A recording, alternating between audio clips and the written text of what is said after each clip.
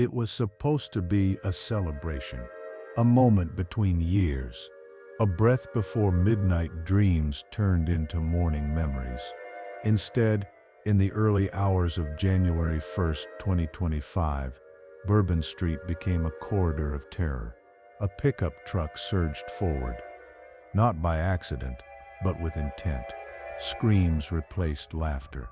Glass shattered under tires. Bodies were thrown into the air as if weightless. And then, gunfire. Within seconds, New Orleans learned a brutal truth. Even joy can be weaponized. This was not chaos born of chance. This was planned, calculated. And it would leave 14 people dead, dozens wounded, and an entire nation asking, how did this happen? And why wasn't it stopped? New Orleans has always danced with danger. It is a city that lives loudly, where music spills into the streets and strangers become family before the night ends. On New Year's Eve, Bourbon Street transforms into something else entirely, a river of bodies flowing between bars, balconies, and blurred memories. Police knew the risks. Concrete barricades were placed. Officers were stationed at key intersections. But protection has limits, and someone had been watching those limits very carefully. The man who would later become a headline was once invisible, a 42-year-old U.S. Army veteran, a husband, a father, a neighbor no one truly knew. His name, Shamsuddin Bahar Jabbar. To the outside world he was struggling, financially, emotionally, psychologically. To himself, he was becoming something else. Online, he found validation, purpose, a narrative that framed his failures as someone else's fault. And slowly, methodically, his beliefs hardened into resolve. Radicalization no longer happens in hidden camps. It happens on couches, in bedrooms, at kitchen tables. Investigators would later discover that Jabbar consumed hours of extremist content, videos glorifying violence, messages promising redemption through bloodshed. There was no direct foreign handler, no confirmed overseas command, but inspiration can be just as deadly as instruction.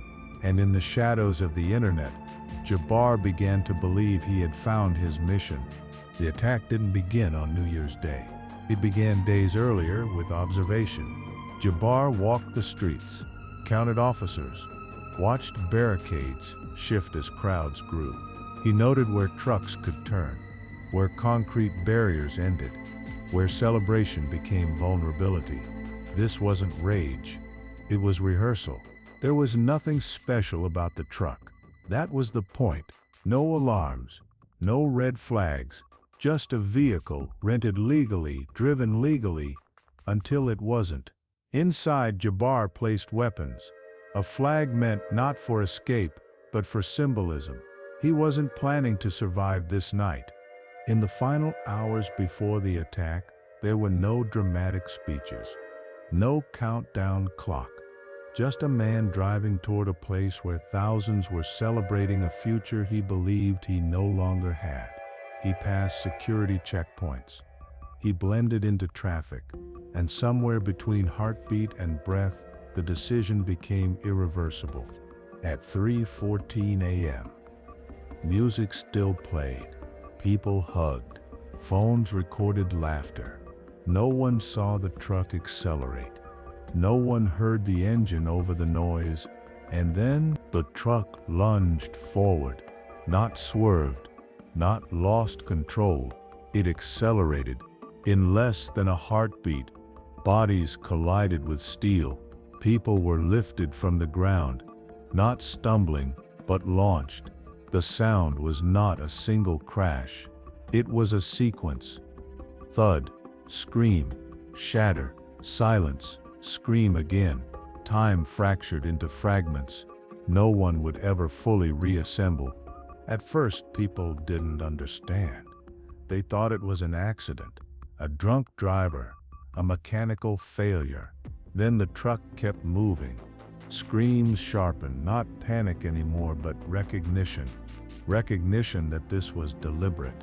that someone had chosen this moment, this place, these people. The truck finally stopped. Not because he wanted it to, but because the street wouldn't let it go any further. The driver stepped out. No hesitation, no attempt to flee.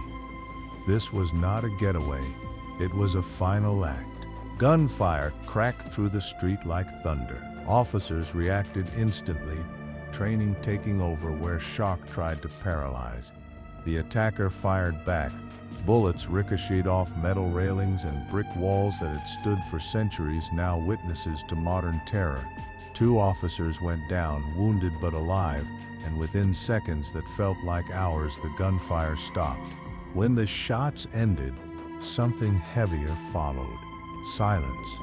Not peace, but disbelief. The attacker was dead, but the street was filled with people who would never stand up again. Sirens screamed from every direction. Paramedics stepped over shattered glass and spilled drinks, transforming a party zone into a triage corridor. They worked fast, faster than fear, faster than grief. But some wounds were already beyond help. By sunrise, the numbers solidified. 14 civilians dead, more than 50 injured. Families woke to phone calls that would permanently divide their lives into before and after. And the city realized this was the deadliest attack it had seen in decades. New Orleans locked down. Rumors spread faster than facts. Was there another attacker? Another truck? Another target? For hours, no one knew if the nightmare was finished or just beginning. Inside the truck, investigators found answers and new questions. Weapons. A flag meant to send a message. This was not random violence. It was terrorism, and suddenly, the story expanded beyond Bourbon Street into ideology, networks, and a system forced to examine its blind spots. As daylight washed over Bourbon Street, the party residue was replaced by candles and flowers. Strangers hugged strangers. Names were read aloud one by one until numbers became people again. The city mourned loudly and quietly. The questions came fast. How did he get past the barricades? Why weren't warning signs caught earlier? Could this have been prevented? Authorities promised answers. But in the first days after terror, certainty is always the rarest commodity. The street reopened. The music returned. But something invisible had changed. Every engine rev now sounded suspicious. Every crowd felt fragile, because terror doesn't end when the attacker dies. It lingers in memory, in caution, in silence between songs. Morning came. Whether the city was ready or not, the sun exposed what darkness had hidden. Scars etched into stone, shoes without owners, and stains that water struggled to erase. New Orleans woke up not hungover, but wounded. Survivors replayed the same seconds over and over. The sound of the engine, the moment the crowd surged, the instant someone they were laughing with disappeared. Doctors treated broken bones, but no one knew how to treat memory. For families, the longest hours were spent waiting. Waiting for names, waiting for answers, waiting for hope or the moment it died. Some would leave holding hands. Others would leave holding belongings. As names were released, the dead transformed from numbers into stories.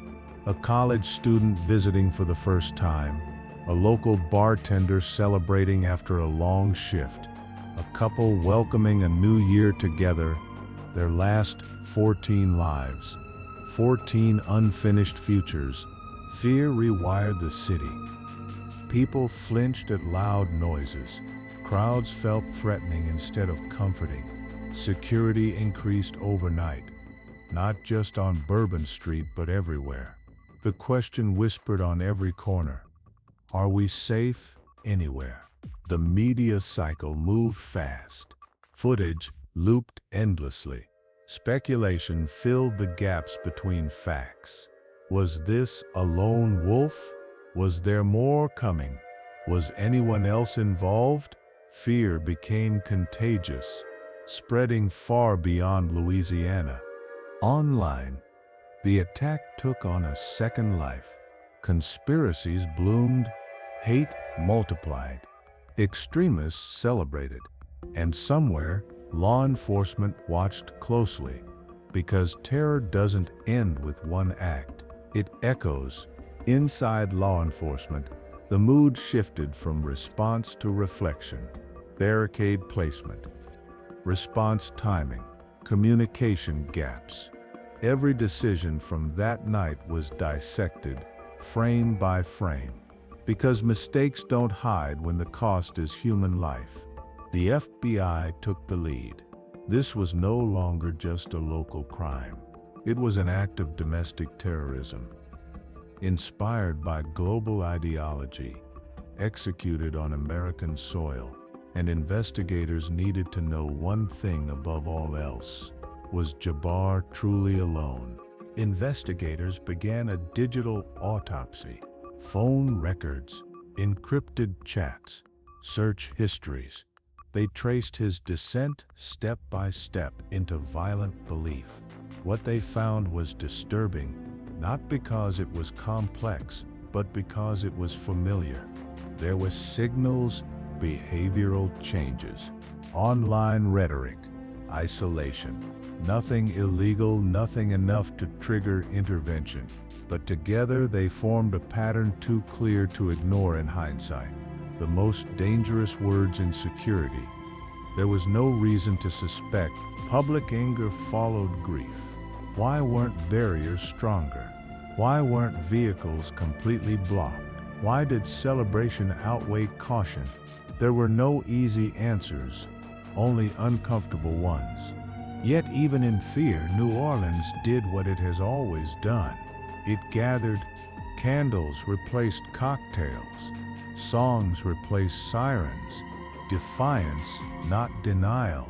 Because terror aims to silence, and the city refused. The attack ended in 90 seconds, but its shadow stretched far longer, into policy rooms, into family dinners, into every future celebration weighed against fear. And as investigators pushed deeper into Jabbar's past, they uncovered threads that would complicate the story even further. To understand the attack, investigators had to move backward, away from Bourbon Street, away from the bodies and barricades, and into the quiet rooms where the attacker once lived an ordinary life. Because terror is never born at the scene of the crime, it is grown. Jabbar had once sworn an oath. He served in the U.S. Army, trained, disciplined, shaped by order and command. But service does not immunize against collapse. When his military years ended, structure faded. And for Jabbar, meaning faded with it, investigators uncovered a familiar spiral. Job instability, financial strain, strained relationships. Nothing criminal, nothing explosive, just enough frustration to make him susceptible to anyone offering certainty and blame.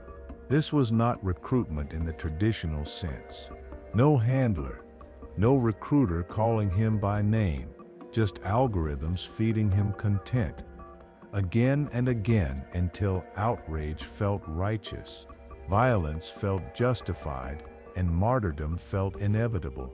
Hours before the attack, Jabbar recorded videos, not sent to friends, not sent to family, sent into the digital void, an allegiance, a declaration, not meant to coordinate, but to be remembered. The flag was deliberate, not functional, not tactical, symbolic, a final signature meant to frame the narrative before anyone else could. Terrorists understand something deeply. Stories matter. Authorities faced a dangerous dilemma. Label him a lone wolf and risk oversimplifying radicalization. claim a network, and risk inflaming fear without proof. So they followed every thread. Most led nowhere, but some didn't. Foreign intelligence partners raised concerns, online contacts, indirect encouragement, digital praise after the attack. No command, no funding, but influence doesn't always come with orders. Sometimes it comes with applause. Months later, Iraqi officials detained a suspected extremist figure believed to have encouraged attacks abroad. The connection to New Orleans was thin, suggestive, not definitive, enough to raise eyebrows, not enough to close the case. Public pressure intensified. Why wasn't he flagged? Why weren't the videos detected sooner? Why wasn't the vehicle stopped earlier? The answer was uncomfortable. The system worked until it didn't, because prevention depends on prediction, and prediction is never perfect. In response, cities changed. Permanent barriers replaced temporary ones. Vehicle mitigation became standard. Public celebrations were redesigned around fear, not freedom. Security evolved, but at a cost. The attack ignited a national argument. How much freedom should be sacrificed for safety? How early should authorities intervene? When does suspicion become discrimination? There were no clear winners, only trade-offs. In the end, Jabbar left behind no manifesto, no grand explanation, just absence, and a trail of pain that would outlive any ideology he believed in. The case was eventually closed, but closure is an administrative word. Grief doesn't recognize it, and fear doesn't obey it. 1 year later, Bourbon Street looked the same, but it felt different. The lights still glowed, the music still played, but celebration now carried conditions. Security before spontaneity, barriers before bodies. The memorial was permanent. 14 names carved into stone because memory must outlast headlines. Visitors stopped. Locals touched the plaque. A silent agreement formed. This would not be forgotten. For survivors, recovery wasn't linear. Crowds felt threatening. Engines felt louder. Some avoided Bourbon Street entirely. Others returned. Not because they were ready, but because fear would not own them. For the families of the dead, time didn't heal. It simply taught them how to carry loss. Birthdays became reminders. Holidays became echoes. 14 empty chairs, forever. What happened on Bourbon Street didn't stay there. Cities across America adapted. Truck mitigation became standard. Open streets were redesigned. Freedom of movement quietly narrowed. The lesson was clear. Vehicles could be weapons, and innocence was. Security saved lives. But it changed experiences. Every celebration now began with inspection. Every entrance felt like a checkpoint. The question lingered: how much safety is enough, and how much is too much? The most dangerous lesson wasn't about trucks. It was about ideology. Radicalization didn't need training camps. It needed isolation. The battlefield was no longer overseas. It was online. Experts debated endlessly. Was this a failure of intelligence or the limit of prevention? The truth was uncomfortable. Not every threat announces itself. Over time, the attacker's name faded, as it should, because terror feeds on recognition, and the story was never about him. It was about the people he took and the city he failed to break. New Orleans remembered something important. Fear may interrupt music, but it cannot replace it. The city adjusted.